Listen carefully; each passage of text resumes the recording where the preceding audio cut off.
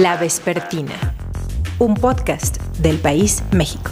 En el caso de Aguililla, gobernador. El caso de Aguililla, lamentablemente, tenemos reporte de una emboscada de una célula armada que atacó a unas unidades de la policía que iban a Aguililla a cumplir una orden judicial, por cierto. 14 de octubre de 2019. Conferencia matutina de Silvano Aureoles, gobernador de Michoacán. Hay que destacar que lamentablemente el municipio no ha querido firmar el convenio de colaboración y entonces pues ahí están luego las consecuencias. La certeza que les puedo compartir es que no van a quedar impunes. El mapa de México arde en un pequeño punto llamado Aguililla.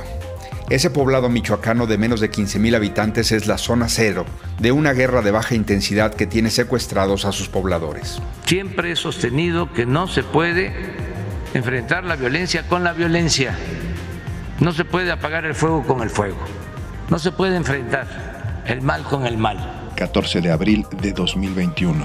Conferencia matutina de Andrés Manuel López Obrador, presidente de México. En el caso de Michoacán, en Aguililla, actuó muy bien la Secretaría de la Defensa porque no ha dado motivo para el enfrentamiento. En esta entrega de La Vespertina escucharemos testimonios de pobladores de Aguililla que están en el completo desamparo. Audios recogidos por la reportera gráfica Mónica González, quien junto con Pablo Ferri ha estado en los últimos días en esa zona de guerra, en ese lugar donde la policía es solo un grupo armado más, un grupo armado que no representa alivio o solución para los ciudadanos. Hablaremos con el propio Ferri y con Alejandro Ope, experto en temas de seguridad. Yo soy Salvador Camarena y como siempre les doy la bienvenida a La Vespertina, podcast del País México. Comenzamos. Otros datos, otras realidades. Gilberto Vergara, párroco de Aguililla. Bueno, yo llegué aquí con el oficio de párroco desde hace 2 años y 3 meses, más o menos. Obviamente había venido en algunas ocasiones cuando había retiros, alguna cosa, y siempre se me ha hecho un pueblo muy bonito. Llego y encuentro una parroquia que tiene ganas de seguir trabajando, está trabajando muy bien, pero con el montón de problemas en cuestión de la inseguridad. Y ya desde que yo llego, y precisamente en la misma semana que yo llegué, hubo una balacera aquí en la plaza pública. ¿Aquí en el centro? Sí, aquí en el centro. Y hubo víctimas civiles, personas que iban pasando, ¿no? Entonces ya fue darme cuenta de la realidad de Aguililla. Violencia, enfrentamientos, y las personas que cada vez ven menos posible vivir aquí se tienen que ir. Pero los que nos hemos quedado, pues estamos lidiando con este tipo de problemas que cada vez están haciendo mucho más fuertes. Y definitivamente esto ya llegó a un punto en el cual ya simplemente no se puede resistir, no se puede soportar este tipo de cosas que nos están pasando. La Vespertina. Pablo, vas regresando de una cobertura del país en Michoacán, en Aguililla en concreto. Pablo, ¿qué es Aguililla y qué está ocurriendo ahí? Bueno, Aguililla es el municipio más grande de la región Costa Sierra de Michoacán. Es un municipio relativamente aislado, a unos 80 kilómetros de la región de Tierra Caliente, de la zona de Apatzingán, Buenavista, Tomatlán, Tepalcatepec, etc. Y a horas de camino de la costa, porque entre Aguililla y la costa no hay caminos asfaltados y mucho menos rectos, ¿no? Son puras brechas de terracería. Esta descripción me sirve para decir que Aguililla al final es un punto estratégico para las mafias que habitan la zona, porque quien quiera que salga de Aguililla hacia la sierra se pierde y nadie lo encuentra, es muy difícil encontrarlo. ¿Qué pasa alrededor de Aguililla? Bueno, más allá del narcotráfico, que entendemos que la región Sierra-Costa, por lo inhóspito, es apetecible para las mafias en el sentido de, bueno, instalar laboratorios para elaborar metanfetamina, para esconder precursores químicos que pueden recibir a través del puerto Lázaro Cárdenas. Hay una cantidad de industria, tanto legal como ilegal, que igualmente es apetecible para las mafias, ¿no? Estamos hablando de pequeños ganaderos, de pequeños agricultores, se cultiva mucho jitomate, limón, mango, no demasiadas cabezas de ganado, pero que al final sirven para generar una economía del tamaño suficiente para que las mafias, como rémoras, se aprovechen de eso y, digamos que a ciclos y por diferentes motivos y con la participación y el protagonismo de diferentes actores criminales, la violencia ha estado ahí desde hace lo menos 15 años, ¿no? En la lógica que ahora entendemos, ¿no? En la lógica de el crimen organizado, alta o poderosamente armado. Al principio eran la familia michoacana, caballeros templarios, con una lógica extorsiva. Luego llega el auge de las autodefensas en el gobierno de Peña Nieto. Ahora lo que nosotros supimos a partir de las conversaciones que mantuvimos allí es que la descomposición del grupo autodefensa local y la alianza de los grupos que resultaron de esa disolución con actores criminales que no necesariamente eran de allí, no son de Aguililla, son de otras partes de Michoacán, son incluso de Jalisco, como el caso del Cártel Jalisco, está generando una pelea a varias bandas y además de esas diferentes bandas con el Estado a veces, ¿no? En tus reportajes publicados estos días en El País se dice con todas sus letras que ir a esa zona de Michoacán es como viajar a una zona de guerra. Parece que todo el mundo ve eso, menos los gobiernos, Pablo. El estatal y el federal, por supuesto. ¿Por qué? Bueno, pues es que es un tipo de guerra, es como la metáfora esta de la rana que está en la olla con el agua caliente y el agua se va calentando poco a poco y entonces, bueno, la rana se muere y no se da cuenta siquiera de que se está muriendo, ¿no? No es que la gente en Michoacán no se esté dando cuenta de que se está muriendo, en este caso es quien tiene que controlar la olla, que es el gobierno. O sea, es un conflicto de intensidad media que registra picos de vez en cuando y que dentro de la cantidad de problemas en este sentido que registra el país, pues supongo que al gobierno no le preocupa demasiado. Alejandro, ¿cómo ves tú a Aguililla y qué nos dice de la estrategia de seguridad del nuevo gobierno? En primer lugar, no es que el Estado esté ausente. Hay presencia ahí del Ejército, de la Guardia Nacional, hay cuarteles relativamente cercanos, han puesto retenes en zonas cercanas a la población y aún así se da esta situación de toma y daca entre diversos actores armados, ¿no? Dada esa presencia, ¿por qué no lo detienen?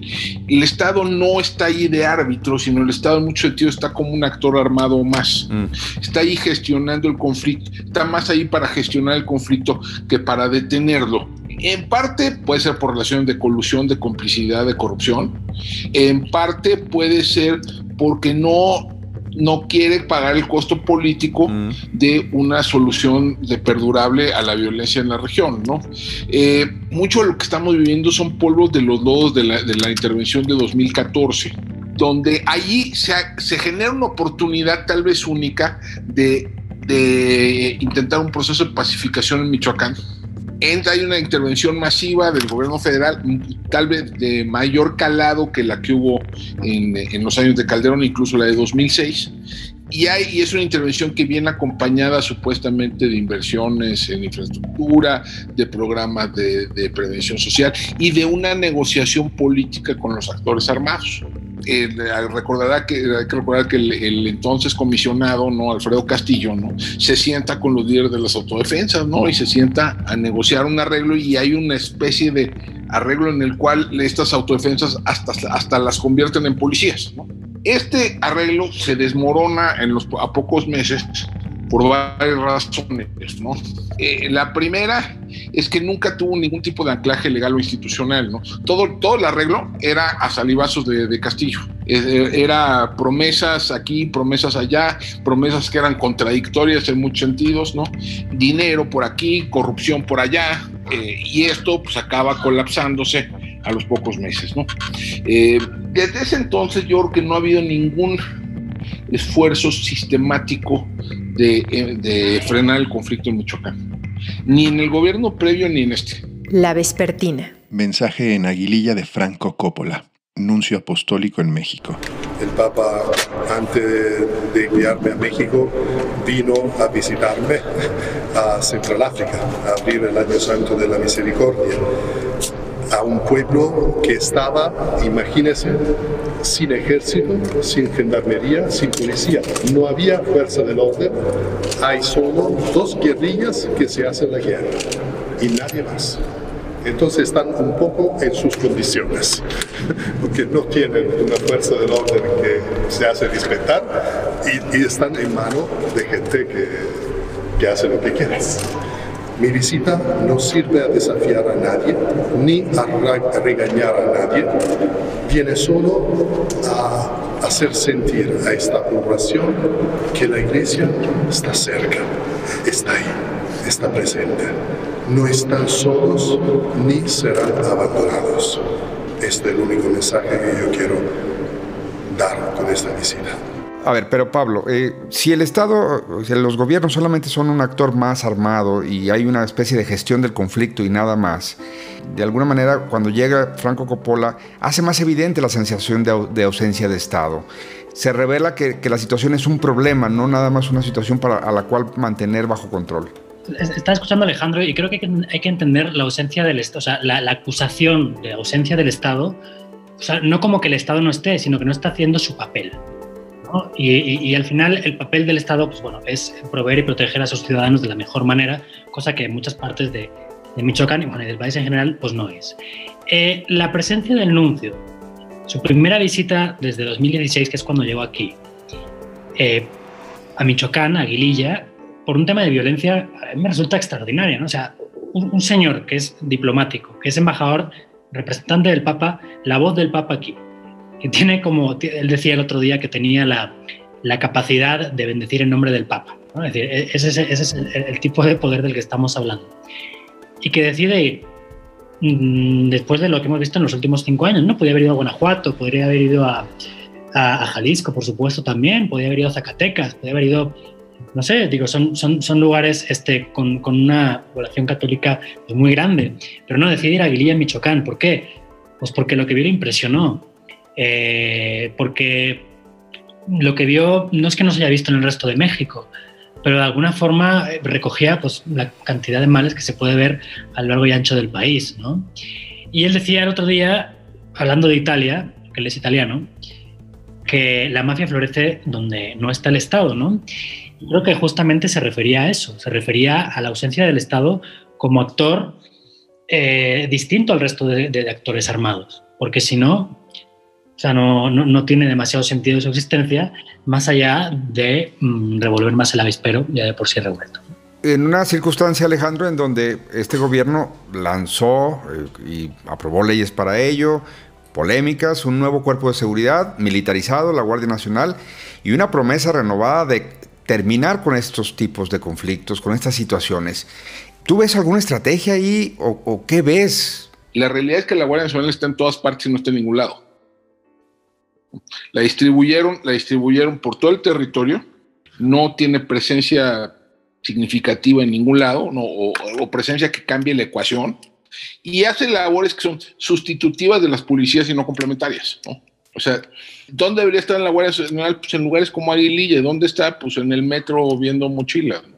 Revisando mochilas, ¿no? Y haciendo en algunos casos sustituyendo a las labores de policías municipales, ¿no?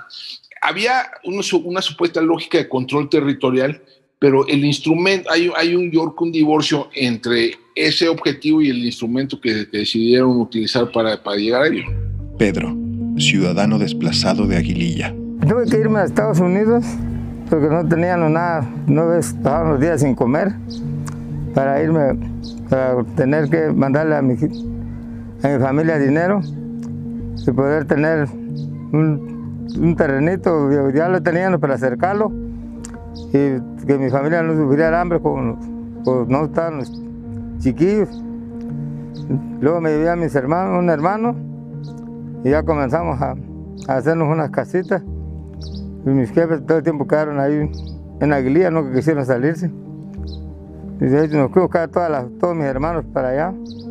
Con el tiempo llegamos a comprar unas reses, un ganado para mi jefa, que tuvieran un porvenir, pero resulta que nos los quitan, pues nos corren, matando familias de nosotros para luego en diciembre correr a mi familia y quedarse todo. El crimen organizado se queda con todo el capital que tenían.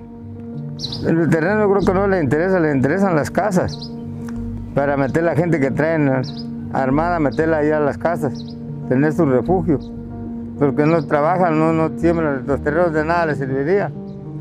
Ahora los animales pues, lo usan para comer, Por eso no es de que eran los terrenos, que eran las casas para tener su refugio. El crimen es meter a la gente que traen armada.